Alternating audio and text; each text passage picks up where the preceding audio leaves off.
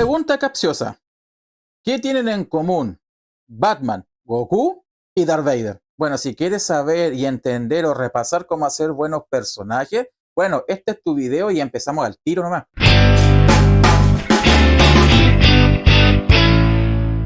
Hola gente linda, ¿cómo están? Mi nombre es Julio Acuña y bueno, lo prometido es deuda, ya que este video es la continuación del curso Creando un Proyecto de Historieta, así que echémosle al tiro nomás porque está larguito pero está lleno de información. Así que vámonos. Bueno, antes de sumergirnos en los personajes necesitamos entender dos conceptos que ustedes yo cacho que ya saben cuáles son, pero son tan claves que así nosotros podemos crear buenos personajes y entenderlos. Ellos son los arquetipos y los estereotipos. Los primeros son los arquetipos y son patrones universales de comportamiento. Tienen que ver con las emociones o los roles que encontramos dentro de la historia. Tenemos al héroe, al sabio o al rebelde, por ejemplo. Ahora, lo interesante de los arquetipos es que no solamente están en las historias, sino que también los encuentras en las personas a nivel mundial.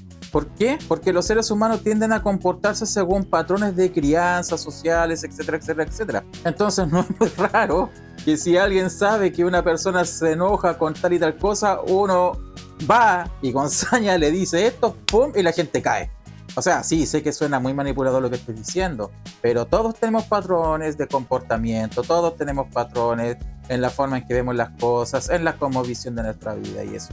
Entonces, cuando dicen generalizar es malo, no es tanto, porque sí, todos tenemos patrones de comportamiento. Y los estereotipos, por otro lado, son las exageraciones de los arquetipos o visiones simplificadas de los mismos. Ejemplos: la chica fuerte, el rockero estúpido o el gordo chistoso, que de repente igual como que no tienen mucha profundidad los personajes, pero bueno, están ahí, son estereotipos. Ahora, sabemos de que últimamente la palabra estereotipo tiene mala fama, pero nosotros tenemos que llevarlo al contexto de las obras.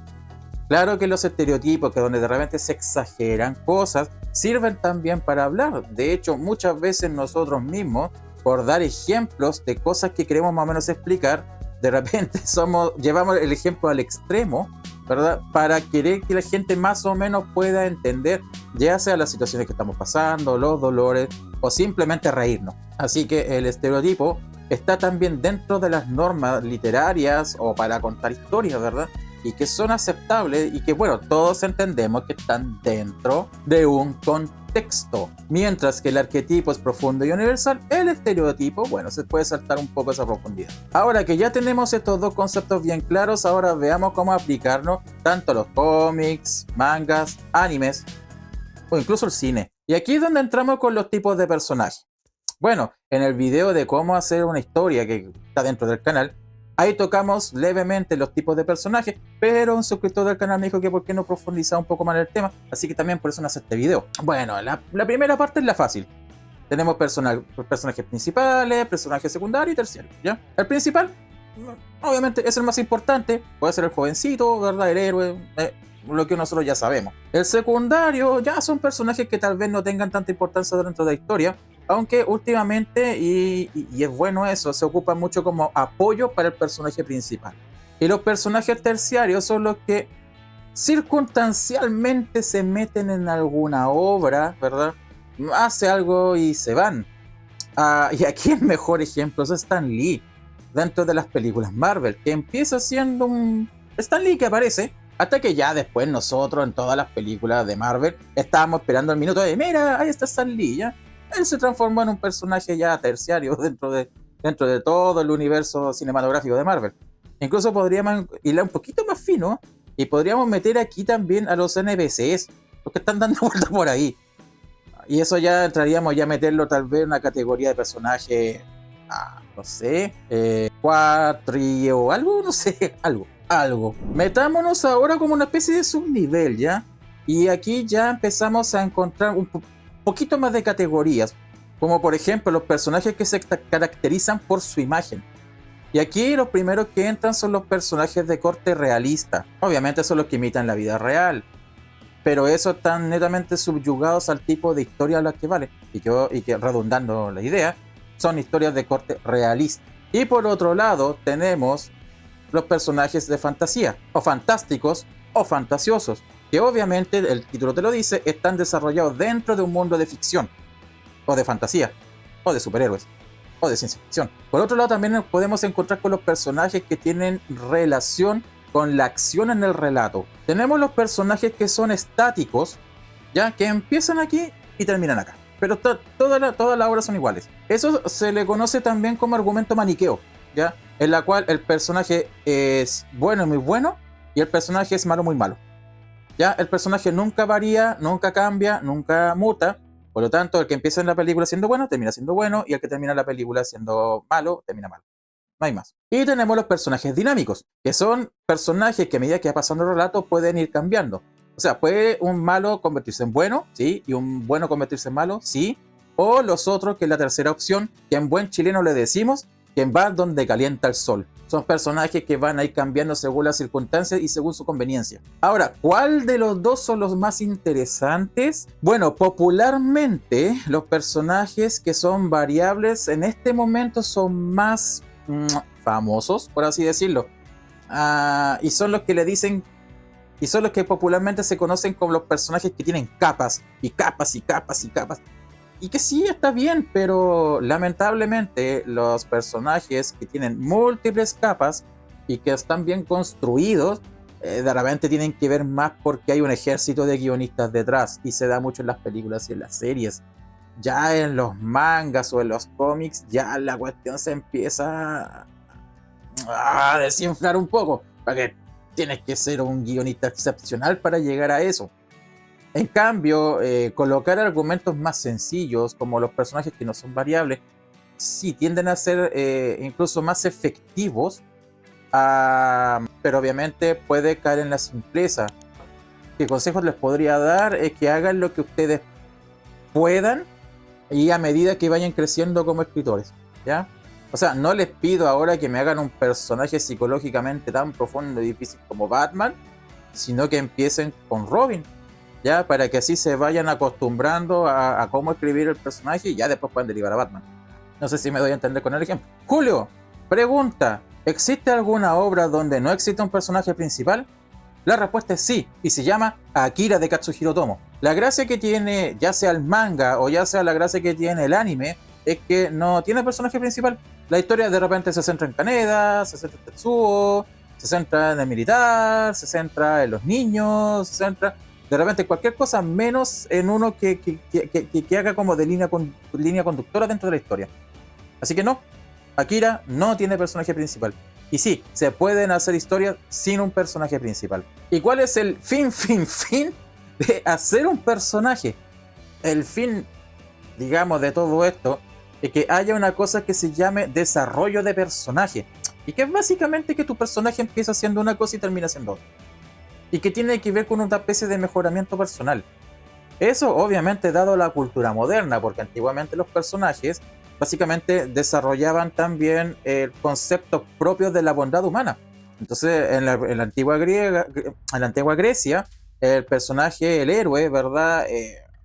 Peleaba y hacía un montón de cosas, básicamente peleando contra dioses, ¿verdad? Para demostrar de que el ser humano tenía ciertas capacidades o incluso podía llegar a ser mejor que los dioses griegos. Ya en las tradiciones de la Edad Media, el héroe, los protagonistas, ¿verdad? Tenían que enfrentar grandes situaciones, pero que tenían que ver más con ciertas identidades religiosas que con otra cosa. O sea, recordemos que el mundo antiguo, hasta la Edad Media más o menos, había una cosa que se llamaba la guerra de dioses, y en los cuales si yo te invadía a ti, yo te ganaba, es que mi dios era más poderoso que el tuyo. Entonces eso era una constante que se terminó obviamente muriendo con las edades más modernas. O sea, si tú analizas las historias antiguas bajo esos contextos de que todo es una lucha de dioses, entonces claro, ahí te encajan muchas cosas que pasaban en el pasado. Luego con la edad moderna y como van cambiando los paradigmas en cómo se tiene que comportar un ser humano, claro, las historias empiezan a abarcar otro tipo de cosas. La lucha contra el ser humano, la lucha contra lo divino, la lucha contra luego los extraterrestres, y ahora las luchas básicamente tienen que ver con crecimiento personal y conseguir tus sueños, tus metas y tus anhelos. Entonces, sí, la forma de describir las historias a través de los años ha variado mucho, y por eso es que nosotros tenemos que fijarnos en qué estamos ahora, y el desarrollo de ahora es eso, cómo muy griego, pero al mismo tiempo muy de desarrollo personal. Ya, ahora entremos a personajes comunes dentro de los cómics, que ojo, si se darán cuenta también van a estar dentro de los mangas y animes y también van a estar dentro del cine.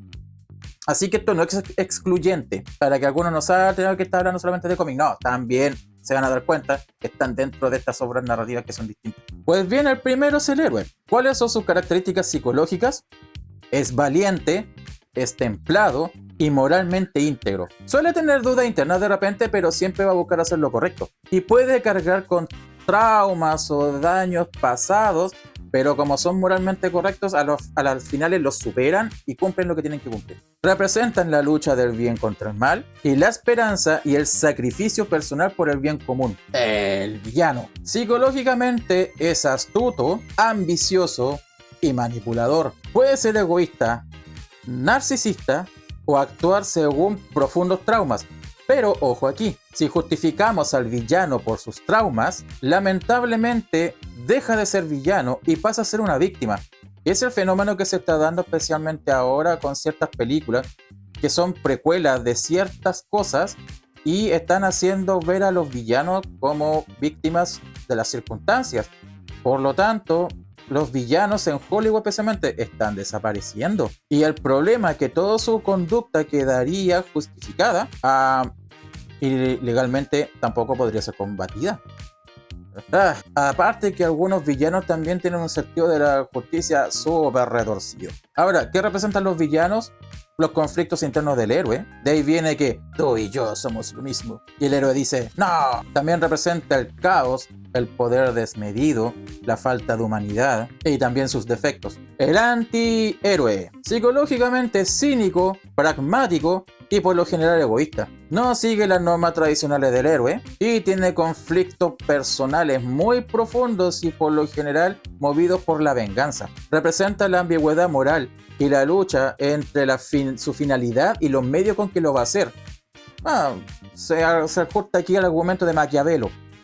El fin justifica los medios. Tenemos al mentor. Él es sabio, es paciente y protector. A veces carga con problemas de su pasado, traumas también, remordimiento puede ser también. Y por lo general su misión es guiar a su alumno o a su protegido a que él pueda realizar su misión. Representa la sabiduría, la experiencia y el legado. Y él por lo general es un puente entre el pasado y el futuro. El compañero, llámese Sidekick. Psicológicamente es leal, entusiasta y a veces ingenuo. Puede ser más joven que el héroe o tal vez con menos experiencia y constantemente está intentando probarse a sí mismo. Él representa la amistad, el compañerismo y obviamente el trabajo en equipo. El villano redimido. Psicológicamente es un personaje súper conflictuado, busca la redención y tiene muchos remordimientos por cosas que hizo en el pasado, que pueden ser desde graves hasta no. Como suele mostrar remordimientos, también suele andar buscando la redención de sus pecados y tiene características de héroe en potencia. Él representa la capacidad de cambio y el poder del perdón. El genio o inventor. Este es uno de mis favoritos. Psicológicamente es socialmente torpe, intelectual y muchas veces obsesivo. Suele tener una visión de la ciencia y la tecnología muy buena, pero de repente también es un doble filo porque se aísla en eso. Y es el típico inventor de gadgets. Representa la innovación, el progreso, la creatividad, pero al mismo tiempo los riesgos del conocimiento. El personaje cómico, divertido, despreocupado, aunque a veces también un poco autodespreciativo. Suele ocultar sus inseguridades a través de su humor y por lo general es el alivio cómico en las situaciones tensas que pasan en el capítulo o en la historia completa. Él representa la humanidad y la conexión emocional y al mismo tiempo el optimismo frente a la adversidad. El forastero o marginado es el típico personaje reservado, desconfiado, solitario. Por lo general es incomprendido y no suele encajar fácilmente dentro de los grupos o las sociedades que se están representando dentro de la historia. Y obviamente tiene una perspectiva única del mundo, ya sea buena o mala. Representa la diversidad, la individualidad y la importancia de aceptar lo diferente. El líder, carismático, decidido y protector. ¿Qué más decir? Puede enfrentarse al peso de la responsabilidad y de las decisiones difíciles que tienen que tomar los personajes. Es el pegamento en sí que une al grupo, aunque no necesariamente deba ser el más fuerte o el más inteligente. Y representa la unidad, la cooperación y la fortaleza en los momentos difíciles. Y aquí agrego tal vez a este personaje al último, no porque no tenga importancia, sino porque de hecho es un elemento muy importante dentro de la trama y de la historia, y que es la fémina. Y ellas, su carácter psicológico suelen ser decididas, inseguras y de carácter variado. Pero este carácter variado tiene que ver según la forma en que vas a representar a la mujer dentro de la obra, porque puede ser la heroína o la dama que hay que rescatar. Entonces te das cuenta que ya ahí ya son dos caracteres distintos. Es el objeto de deseo del héroe o de varios. De ahí vienen los famosos triángulos amorosos. Y debería ser el sustento sentimental de la obra, dependiendo si está ahí un romance al medio, pero sí debe ser el sustento emocional de tal, porque eso es parte de la naturaleza de la mujer. Y representa la diversidad, la camaradería, palabra divina, y la importancia de proteger a los demás. Pero esto no se queda aquí, porque aquí encontramos otros dos tipos de personajes que aquí solamente lo encontráis dentro del manga o el anime, pero que también lo podríamos utilizar para los cómics. Y el primero es el rival. Su característica es que es serio, ambicioso y súper competitivo. Por lo general guarda o resentimiento o admiración por el personaje principal. Y puede tener conflictos internos que de repente como que parece que fuera un antihéroe, pero no lo es. ¿Y qué representa este personaje? Representa la lucha por la identidad propia y los contrastes entre personalidades. Palabra. Y por otro lado tenemos a la chica mágica, o Majo Choyo. Psicológicamente es optimista, bondadosa y valiente. A menudo enfrenta ciertas luchas internas debido a la amistad, a las cosas que quiere proteger mientras está salvando al mundo, y crece emocionalmente a través de la historia. Y representa el poder de la esperanza y el sacrificio por los demás, lo mismo que el héroe. Y es más, del cine podemos agregar un par de personajes más.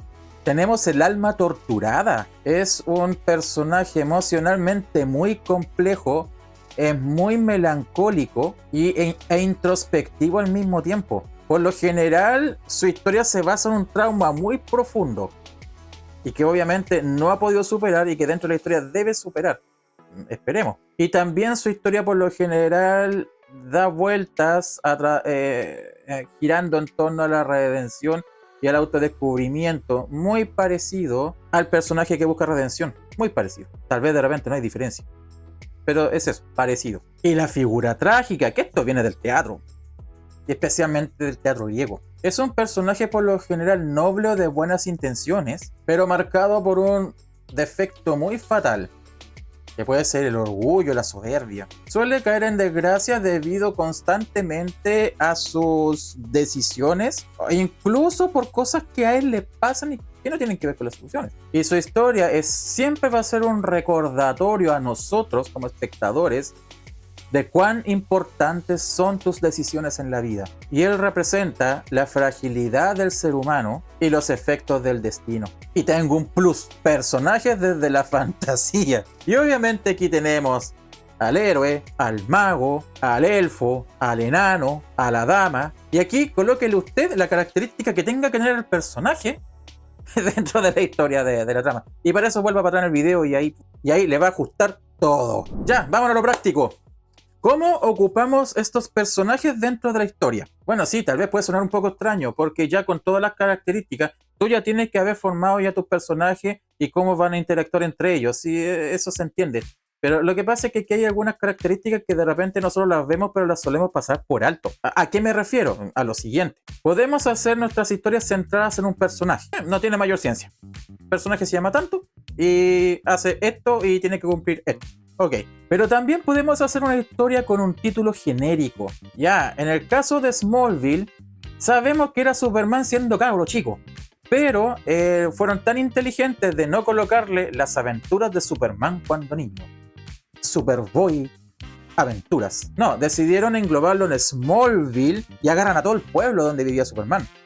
Entonces ahí empiezan a colocar y sacar personajes que le da la riqueza a la serie. Lo mismo pasa con Star Wars, ya que empieza con una película Después se va a la segunda película y termina una trilogía, se arma otra trilogía, se expande el universo y tenemos lo que es Star Wars hasta ahora, pero todo dentro de un título genérico. Bueno, y Your Name tal vez es una obra mucho más pequeña, obviamente, pero al colocarle Makoto Shinkai ese nombre, expande un poco el universo y le da más libertad de movimiento en lo que él quiere contar, que si lo hubiese centrado en un personaje. Esa es la gracia. También tenemos historias centradas en grupos o supergrupos. Ahora, Slam Dunk podría caer dentro del título anterior, ya de un título genérico, pero nosotros sabemos que el fuerte de Slam Dunk es la jugada en equipo. Se arma un equipo con personalidades totalmente distintas y que deben llegar a un fin común. Y aquí me tengo que detener en algo: el concepto de grupo y el concepto de equipo. El grupo, su característica es que todos se juntan y hacen lo mismo, mientras que el equipo se juntan varias personas con características distintas, con habilidades distintas, todas tienen que juntarse, cada uno tiene que hacer su rol y con eso concretar la misión o lo que tengan que hacer en común. Y es aquí donde nos vamos a diferenciar con el siguiente punto, porque en un supergrupo, por ejemplo, todos pueden hacer lo mismo y bueno, ahí tú puedes entrar a jugar porque claro, al hacer todo lo mismo se provocan caos, pero en el siguiente punto es algo que tal vez se va a parecer un poco a los supergrupos, pero que te vas a dar cuenta inmediatamente que no es tan así y que incluso puede ser mucho más cómodo para trabajar con muchos personajes al mismo tiempo. Y eso se llama la Scooby Gang. Este es un término creado netamente en Norteamérica. Mira, para los que les guste el anime y les guste el manga, por favor dejen en los comentarios si ustedes conocen algo parecido a este concepto o si este concepto se está utilizando en Japón, porque si bien he visto animes, pero últimamente me he ido al anime como más de los 80 y 90, aquellos que nunca vi, entonces estoy medio desactualizado. Pero si hay, díganmelo en los comentarios, no hay problema. Y la Scooby Gang tiene que ver con Scooby-Doo. En los años en que fue creado Scooby-Doo, básicamente son detectives juveniles que tienen que ir a resolver casos, y yo no sé por qué la policía no lo hace, pero que bueno, están dentro de su camioneta Misterio a la Orden, viajan por todo el país, ¿verdad? Casos que al principio pareciera que fueran sobrenaturales, pero al final te terminas dando cuenta que no. ¿Y cuál es la gracia? Sus personajes. Tenemos a un personaje que netamente es el líder, tenemos otro personaje que es el inteligente, tenemos el personaje que es la dama, en este caso es la dama en apuro y bueno, tiene que ver con la época también, tiene que ver con el corazón del grupo y el alivio cómico. Como les digo, este concepto nace con Scooby-Doo y si bien se mantuvo un tiempo, vuelve a reflotar en los 90 tirando para 2000 con la serie Buffy la Cazavampiros, una serie para adolescentes que digamos marcó toda una generación, no solamente por las historias, sino por la dinámica con que llevaba las historias y porque su creador Josh Whedon logra meter una cosa que no se había hecho tan profesionalmente como se hizo hasta el momento, que es continuidad. Constantemente los personajes están recordando cosas del pasado, pero que realmente tú te acuerdas que sucedieron en la serie. Bueno, y ese otro detalle, si hablas de Buffy me llevaría un video completo. Pero lo que quiero llegar es lo siguiente: al reflotar nuevamente este concepto de lo que es la Scooby Gang, donde hay 5 chicos que son distintos, con distintas habilidades, pero al mismo tiempo tienen que ir a resolver casos, donde nuevamente nos encontramos con el líder, nos encontramos con el inteligente, nos encontramos con la fémina, tenemos el corazón del grupo y obviamente también tenemos el alivio cómico. Ese modelo después fue replicado en lo que después se conoció como el Arrowverso. Y si ustedes se dan cuenta, es exactamente lo mismo. ¿Cuál es la diferencia con un grupo o un supergrupo? Que aquí no son más de 5, ¿ya? Dale 6, ya muchos, 6. Pero por lo general son 5 los personajes que son el núcleo de la historia y ellos van desarrollando todo. Y luego el ejemplo tal vez más famoso también que tenemos es Stranger Things. Que bueno, analizando un poco, Stranger Things empieza como un Scooby Gang en la primera temporada, ¿ya? Pero donde también tenemos a un líder, también tenemos al inteligente, tenemos a la dama, tenemos al corazón del grupo y obviamente tenemos el alivio cómico. Entonces, si se dan cuenta, es un modelo que por lo general se va copiando y funciona. Pero ¿cuál es la mayor diferencia que hay con un grupo o un supergrupo en una Scooby Gang? Es que todos deben ser amigos. Ahí no existe la rivalidad, no puede haber el personaje que sea rival y que esté metido al medio. No, ellos son amigos. Ahora, pueden haber momentos o runs de tu historia donde hayan dos personajes del grupo que puedan entrar a competir por algo. Sí, pero es circunstancial y va a ser parte del crecimiento de los personajes, porque aparte que en una Scooby Gang los personajes crecen todos juntos. Y bueno, Scooby Gang es lo que yo uso en Black para poder hacer la historia, porque si bien yo tengo el personaje que es principal, que él es el superhéroe, pero tiene a sus amigos que son su centro de apoyo, y por lo tanto la historia también empieza a girar alrededor de ellos, donde también existe el líder, existe el corazón del grupo, donde existe el alivio cómico, y existe el otro que no sé qué está haciendo ahí, pero algo está haciendo, y que después obviamente eso se va a ampliar al tener una ayuda espiritual y bla bla bla. Entonces, si ustedes me preguntan si este formato funciona, sí, yo creo que deberíamos aprovecharlo, especialmente los que quieran hacer grupos de gente. Creo que te funcionaría más hacer una Scooby Gang que un supergrupo, porque el supergrupo de repente, por lo general, vayamos a la Marvel y DC, por lo general son runs que suelen durar un cierto tiempo bien y después se van abajo. En cambio, al ser un grupo más controlado, tus runs de historias tú también los puedes controlar mejor, porque aprendes a conocer muy bien tus personajes y qué pueden hacer y qué no deben hacer. Y sí, hablando de Stranger Things 4, donde sale el gran Eddie Monson, compadre, ¿es que sabéis cuál es la importancia de Eddie, aparte del gran solo de guitarra que se manda en el otro mundo? Es que Eddie redimió al personaje del rockero estúpido y lo transformó en un héroe. Así que grande Eddie, siempre en el corazón. Conclusiones. Los arquetipos y los estereotipos dentro de las historias son esenciales, son importantes, porque eso es lo que nos conecta con nuestras emociones más profundas y hace que nosotros podamos disfrutar de historias. No tiene que ver con representatividad, porque eso es un concepto político. A mí me encanta Rápido y Furioso y no me veo representado en Toretto. No tengo por dónde, pero me gustan. Sé que tal vez las historias no son las mejores, pero son entretenidas y paso un buen rato si un día los pillo en la televisión o por ahí y comiendo palomitas o pochoclo o cabritas, como se quieran llamar en el país. No, las historias son historias, ya sea los cómics, los animes, o las películas, o las series, no sé, los libros. Y sus personajes lo que logran hacer es inspirarnos, nos entretienen y también en muchas ocasiones nos enseñan algo sobre nosotros mismos. Así que la próxima vez que veas un personaje, un villano, ya lo puedes analizar más a fondo. Encontrar por ahí sus lógicas, si nos parecemos en algo a ellos, y tal vez por eso nos está gustando la historia, o tal vez no se parecen absolutamente en nada, pero aún así la historia nos está diciendo algo, y obvio, y lo más importante, y que para qué son estos videos, para ver cómo los puedes usar en tus historias. Ahora, ¿cuál es tu personaje favorito y cuál arquetipo crees tú que representa? Déjalo en los comentarios porque te estaré leyendo. Y obviamente ya hemos llegado al final de este video y como siempre, like, suscripción, campanita, compartir, que ya vamos por los 1200 seguidores aproximados, entonces este canal está creciendo y creo que está creciendo lento pero seguro. Así que muchas gracias a todos los que han llegado hasta aquí, muchos a los que le han dado like y comparten y todo lo que el tío YouTube les pide. Así que muchas gracias por todo. Los que quieran apoyar el canal también, ahí está ahí una cuenta de Ko-fi que anda dando vuelta, pero solamente para los que quieran y puedan. ¿Y cuál sería el próximo video? Lo quería hacer acá, pero se habrán dado cuenta que no me alcanza el tiempo. Así que vamos a hablar sobre los clichés, amigos o enemigos. Así que eso, chao. Nos vemos en el próximo video. Camionada de bendiciones para todos. Bye. Bye.